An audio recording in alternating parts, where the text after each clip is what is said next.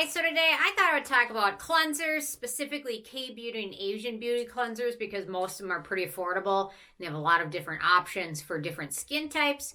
And anyway, so I thought I'd do a little video. I'm going to discuss different cleansers for each skin type, and then I'm going to talk about a few that I don't recommend. And these are general cleansers, or typically first step cleansers, and a lot of them work great as like makeup removers as well. So I just thought I'd focus on that section because I think I own somewhat like around 30 different just general one-step cleansers from K-Beauty and Asian Beauty brands. So anyway, okay, so first up I'm going to talk about dry skin types because that's the type of skin I have, so it always comes first to mind.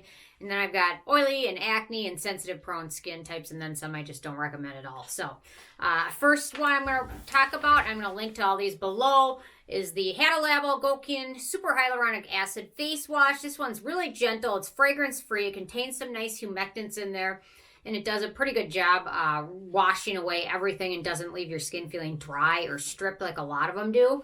So for dry skin, I think this one is a nice option. Okay, next up, this one is a brand. It's a smaller brand, but they're coming out with a lot of new stuff. Barr, or Barr Labs. They've got some really nice moisturizers. Most of their stuff is fragrance free. This is their calming gel cleanser, and this one again is fragrance free. It contains Centella, Allantoin, green tea, so it contains some nice hydrating ingredients as well as antioxidants. So this one, in my opinion, is worth checking out. It's really gentle, but does a nice job, and I like the gel texture of it because it feels like it really gets in there and cleans things without leaving it feeling like stripped. Some foamy cleansers, in my opinion, can feel really drying, or ones that really lather a lot, I found just end up feeling super drying. So, okay, so two more for dry skin types. The Klairs Gentle Black Facial Cleanser. This one, again, is fragrance free. Contains some nice ingredients such as beta-glucan, fig, vitamin E, and ceramides. So this one's really nice. This one also, in my opinion, would be a nice option for sensitive skin as well because it doesn't have that fragrance in there. It does give a nice light lather, which is nice. And anyway, it goes well with their cleansing oil version of this product. You can use them 1 and 2 steps, so it's kind of nice. And then last but not least, for dry skin types, we've got another Klairs product, and that's their Rich Moist Foaming Cleanser. This one does contain Anise Fruit, which is technically a fragrance ingredient. It's not going to be a big deal for most people, especially in a rinse-off product, but I do want to mention that. It has no noticeable scent, which is nice. It also contains Panthenol, Purslane, and Ceramides for hydration, and really nice. I like, sometimes when I'm lazy, I don't want to foam it myself. I just want it to come out foamy, and this one does the trick with that. So, yeah. So what was the other brand? There's a big brand that had one that was very foamy, and then it kind of, I don't know what happened to it. But anyway, it was foamy, but it was discontinued. Oh, it was the Soon Young, A2 Day Soon Young Centella Whip Cleanser Foaming, which was really nice. But anyway, it looks like it was discontinued. So, okay, next up, I've got dry skin, or not dry, oily skin types. So these are a lot of ones I've tested. So the first one is the Round Lab Dokdo Cleanser. It's fragrance-free. It does a pretty good job. It cleanses things without stripping it. And it's pretty friendly for oily skin types and probably for dry, sensitive skin as well. So Round Lab has some really nice cleansing options, and this one, in my opinion, is worth trying. Next up, I've got the Isntree Green Tea Fresh Cleanser. So this one's fragrance-free. It contains an ingredient that is supposed to prevent oiliness. They call it Anti-Sebum P. Don't know what whatever. It's supposed to help prevent oiliness and help absorb oil in skin. And this one's, it's nice. I use this one more during the spring and summer. It's a little bit too much for me during the winter. My skin's already dry, but this one is a really nice option, pretty affordable. And this whole line from Isntree is wonderful. They've got some really nice lines out there, which are great. Okay, next up, we're going to see this brand one more time after this. That's the Isntree. This one is the Birch Juice Cleanser.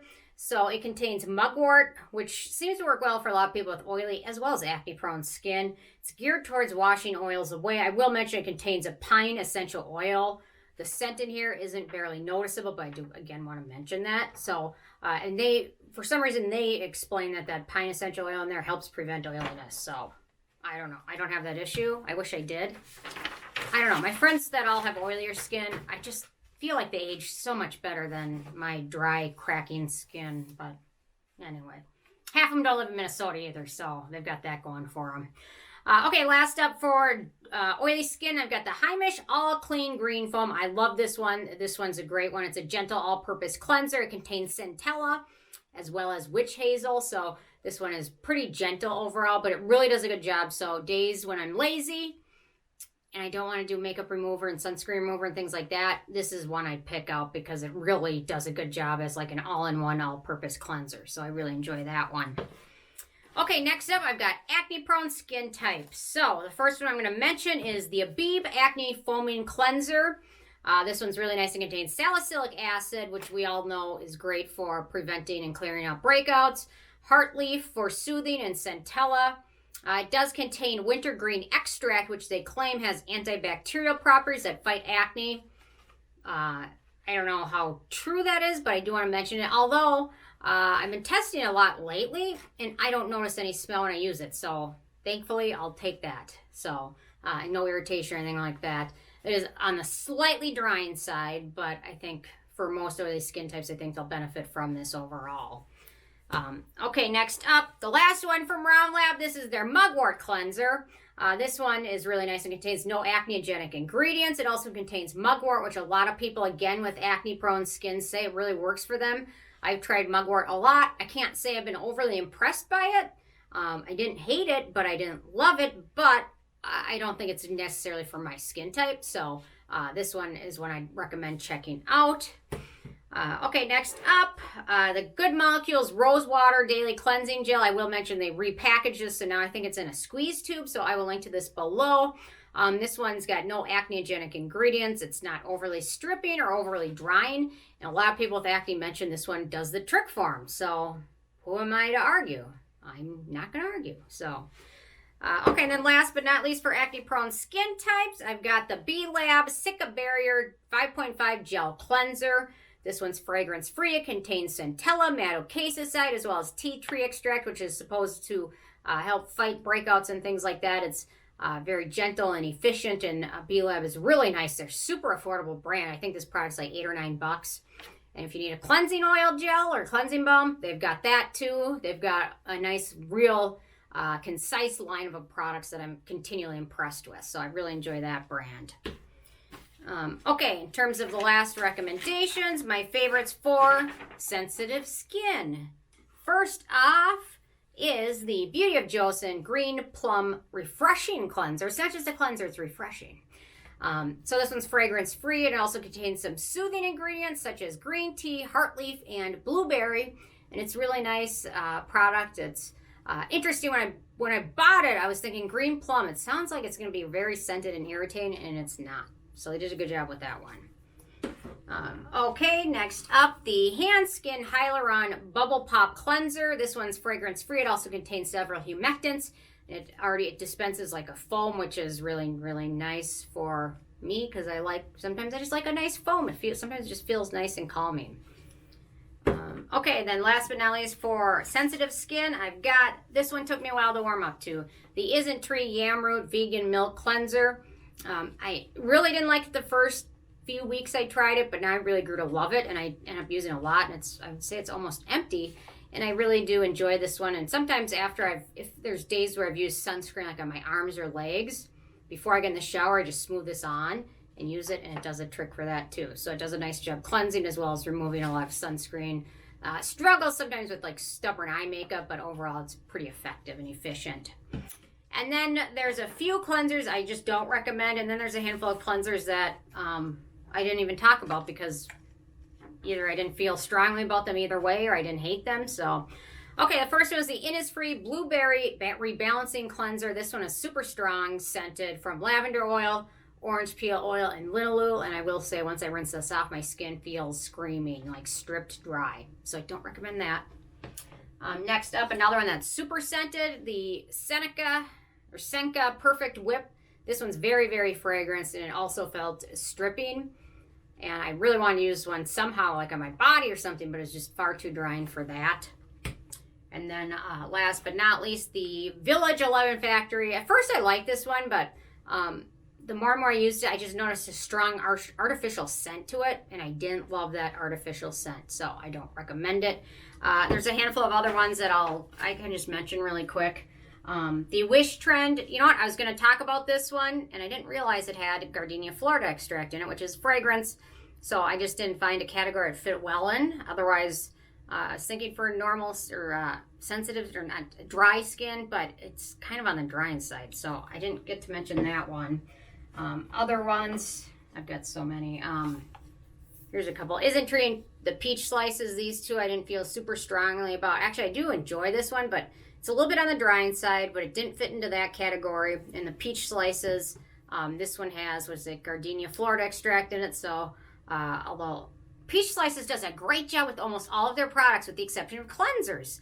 They just always add something to their cleansers that just doesn't work out. But everything else from them is amazing except their cleansers on every one of their lines. Their cleansers, they go astray or something.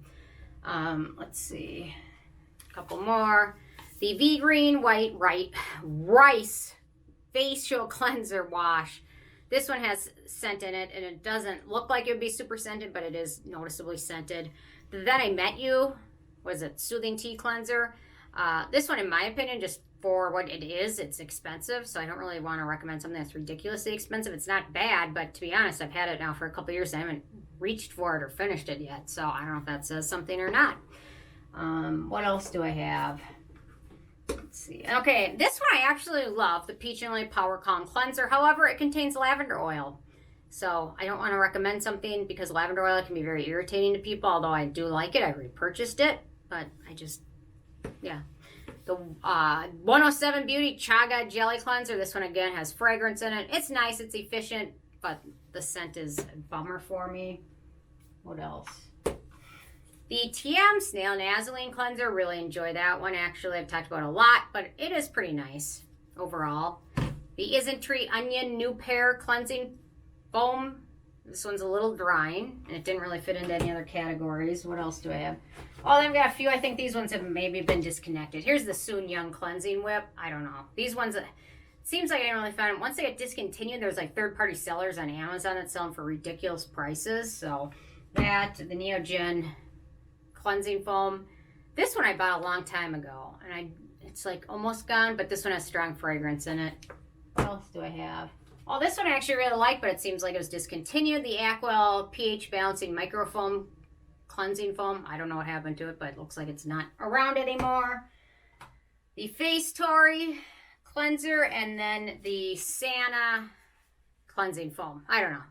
The ones at the end, I just have strong opinions anyway on them. But anyway, so those are my cleansers I recommend for K-Beauty and Asian Beauty products. Interested in hearing from you guys. If you have any you love and recommend, leave a comment.